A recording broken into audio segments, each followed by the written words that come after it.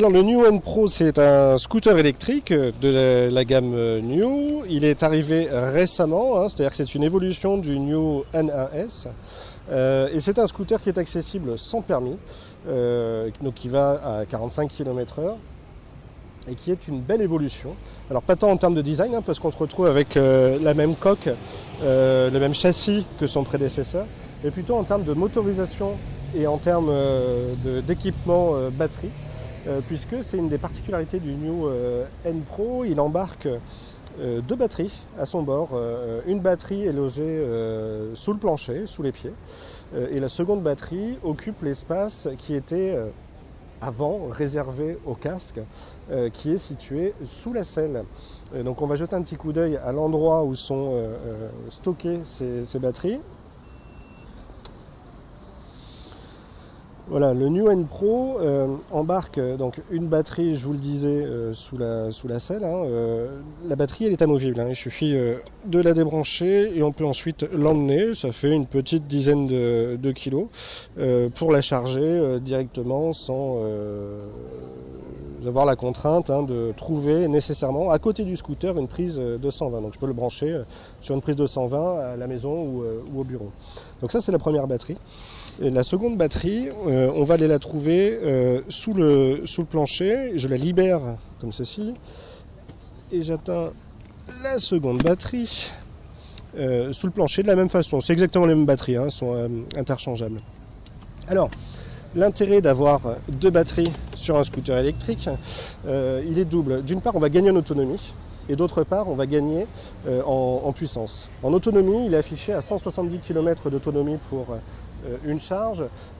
Soyons clairs, ce n'est pas une autonomie que vous allez pouvoir atteindre dans des conditions réelles, hein. Il faut plutôt partir sur 120 km dans des conditions réelles. Les 170 km d'autonomie qui sont annoncés, c'est si vous roulez à 20 km/h, sans freiner, avec une température de 20 degrés, et un conducteur qui pèse 60 kg. Donc autant dire que ce sont des conditions qui ne sont jamais réunies et qui ne correspondent pas à celles que vous vivrez en utilisation courante. Pour autant, 120 km d'autonomie sur un équivalent 50 cm3, c'est largement suffisant pour la grande majorité des personnes qui se déplacent dans un environnement urbain. D'autant plus que son gabarit fait qu'il convient à la fois aux personnes de plutôt grande taille, comme aux personnes de petite taille. Il n'est pas trop haut, il est plutôt équilibré, plus petit en termes de gabarit que ce qu'on peut connaître sur les Yamaha X-Max par exemple, ou Honda Forza, plus facile donc à manœuvrer, plus léger également, hein. C'est un engin qui doit faire à peu près 110 kg avec ces deux batteries embarquées. On perd effectivement en confort par rapport à d'autres scooters puisque la selle permet de monter à deux, mais elle est relativement courte, donc ça va être des voyages d'appoint qu'on va pouvoir faire à deux. N'espérez pas partir à l'aventure, faire de longs trajets à deux, en tout cas de manière confortable. Pour autant, le passager, il peut très simplement utiliser les cale-pieds passagers que l'on peut rétracter comme ceci. Et si on le souhaite, on a la possibilité d'ajouter ici un petit dosseret qui permettra d'être un peu plus confortable pour le passager, en tout cas de pouvoir reposer le dos à l'arrière de la selle. Le New N Pro, c'est un scooter électrique avec une batterie donc amovible, on l'a vu, et également avec, autre particularité, un moteur électrique intégré dans la roue arrière. Le moteur électrique, il a été manufacturé par Bosch. Donc c'est un moteur qu'on appelle hub, directement intégré dans la roue arrière. J'ai pas de transmission, ça transmet directement l'énergie, la puissance, la propulsion à la roue, puisque c'est intégré dans la roue. Et grâce à ça, je n'ai pas à me casser la tête en termes d'entretien. Je n'ai pas besoin de graisser la chaîne, je n'ai pas besoin de changer par exemple les galets pour le variateur. Donc tout ça est beaucoup plus simple sur un véhicule électrique avec un moteur intégré.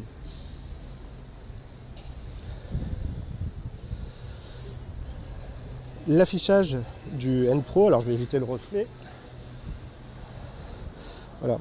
Le N Pro, en fait, même si on ne s'en rend pas très bien compte là, avec l'affichage qui souffre un peu avec la lumière du soleil en direct, il est très lisible à l'usage, puisque déjà il est assez volumineux d'une part, et d'autre part on a toutes les informations essentielles, la vitesse instantanée, la connexion ou pas au réseau GSM et au GPS, au signal GPS. Pourquoi? Parce que le scooter, comme tous les New, embarque à l'avant, derrière cette coque avant.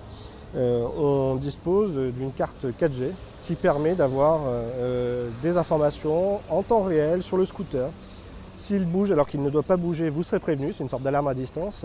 Vous pouvez à tout moment le géolocaliser, donc c'est plutôt sécurisant. C'est pratique aussi pour les professionnels qui ont besoin de faire de la gestion de flotte et de savoir où se trouvent les scooters à l'instant T pour, le cas échéant, réajuster une tournée, une livraison, utiliser le livreur qui sera le plus proche du point de destination. Après, les commandes sont relativement classiques, en tout cas dans le monde du scooter électrique. J'ai 3 modes à ma disposition, le mode sport, le mode dynamique et le mode e-save, c'est un mode économie. Donc en mode e-save, je vais aller plutôt doucement, je serai à 20 km/h. En mode dynamique, la puissance et donc la batterie s'adaptent à vos sollicitations. Et puis en mode sport, je vais aller chercher les 45 km/h assez rapidement avec pas mal de couples. Autre détail intéressant, l'existence d'un port USB qui me permet de brancher un téléphone portable avec Waze par exemple pour naviguer. Évidemment, il y a pas mal d'accessoires qui existent pour ce scooter là.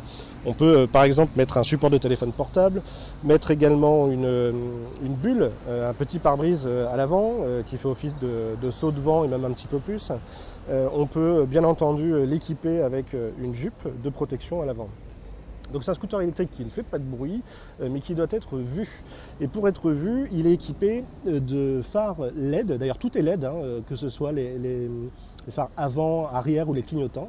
Et le fameux halo rond symptomatique des New équipe également le New N Pro et il permet d'être vu quand même de loin. Alors, on ne se rend pas compte parce que c'est très lumineux au moment où je filme, mais en réalité, à défaut d'être entendu, au moins vous serez bien vu avec ce scooter électrique là. Que dire de plus? Le freinage est quand même de très bonne facture, puisqu'on voit qu'on a un frein à disque à l'arrière, également un frein à disque à l'avant. Vu le poids de l'engin, on est sur 110 kg, ça suffit largement, couplé à nos amortisseurs qui sont quand même un petit peu raides à l'usage. Mais il y a eu un effort de fait en termes de confort de la selle, qui est une évolution de celle qui existait précédemment sur le New NAS. Cette selle-là compense un peu la dureté des amortisseurs. En termes de bonus écologique, il est très bien pourvu celui-ci, puisqu'il permet d'aller chercher partout en France 900 € de bonus écologique. Donc c'est un scooter qui a un tarif TTC avant bonus écologique de 4 499 €. Quoi qu'il arrive, vous pouvez retirer 900 € de bonus écologique, voire ajouter un complément de bonus écologique de 1 500 € si vous êtes une entreprise située en Île-de-France de moins de 50 salariés. Et donc dans ce cas-là, vous pouvez cumuler les deux primes. Vous allez aller chercher 900 € d'un côté et 1 500 € de l'autre. Donc ça vous fait 2 400 € de bonus écologique. 2 400 € à rapporter à un prix de départ de 4 499 €. Et bien ça vous fait tout simplement plus de 50% de bonus écologique par rapport au prix d'achat. Soit une très bonne affaire, accumulée évidemment avec les économies que vous ferez puisque vous ne passerez plus à la pompe.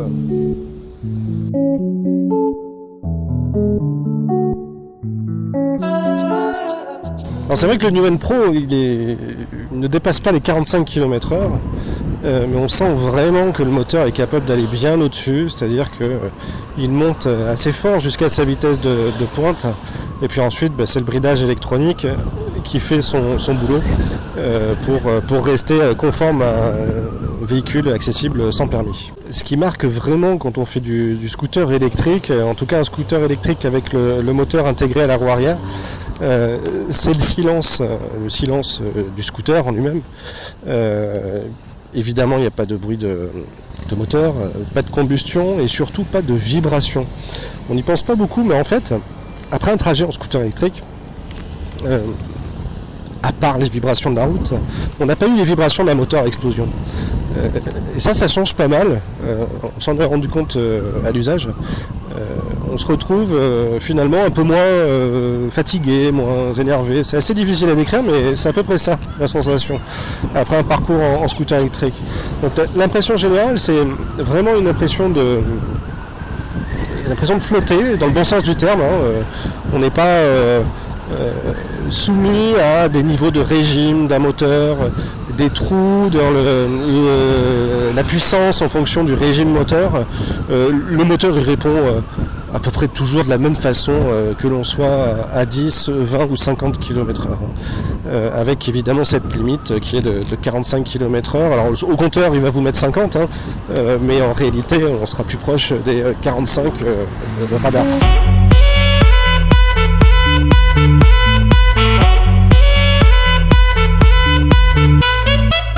Le scooter a vraiment un petit gabarit et c'est vraiment un avantage pour se faufiler en ville, en prudence évidemment.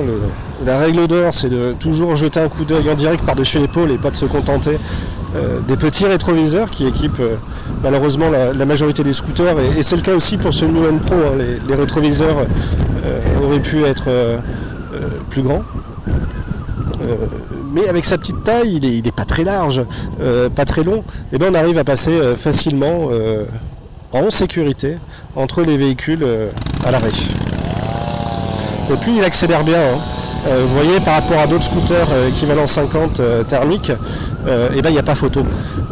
Il accélère beaucoup plus, grâce à quoi? Grâce au couple disponible tout de suite et aux 2 batteries embarquées. On a quand même un moteur de 3000 watts qu'on peut comparer avec beaucoup d'autres scooters électriques qui sont plutôt équipés entre 1500 et 2000 watts en puissance moteur. Là on a 3000 watts d'office, voire un petit peu plus en crête. La puissance en crête, c'est la puissance que le scooter est capable d'aller chercher sur de courtes périodes, quelques secondes, en cas de forte sollicitation, par exemple si vous êtes 2 sur le scooter et que vous faites un démarrage en côte. Alors au freinage, il récupère un petit peu d'énergie, c'est-à-dire qu'un peu de l'énergie de freinage est convertie en électricité, tout simplement pour recharger une partie de la batterie. C'est pas spectaculaire non plus, c'est surtout un effet marketing. N'espérez pas ajouter doubler votre autonomie parce que vous avez pris soin de bien freiner régulièrement. Non, au maximum il faut compter environ 10% d'énergie récupérée au freinage, c'est-à-dire vous augmentez votre autonomie théorique de 10% grâce à l'énergie électrique récoltée à chaque freinage. Ça commence à être conséquent quand on est sur une autonomie d'environ 120 km par charge. Et ben 10% ça commence à être appréciable et finalement ça compte pas mal dans l'utilisation quotidienne, surtout quand on sait qu'on fait des petits trajets, en général en ville, on fait des petits trajets de 8-10 km guère plus. La tenue de route est vraiment satisfaisante, c'est bien équilibré, le centre de gravité est bas, puisque la deuxième batterie est située sous le plancher, sous les pieds, donc ça c'est bien un centre de gravité bas.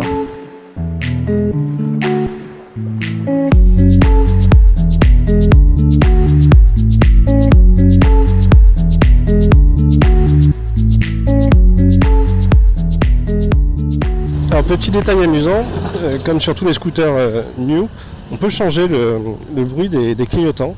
C'est une manip qui est très simple.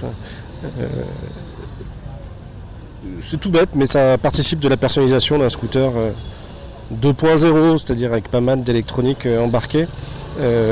Toute proportion gardée, ça fait penser aux Tesla qui sont extrêmement customisables sur pas mal de petits gadgets comme ceci, qui permettent de configurer l'ambiance de conduite.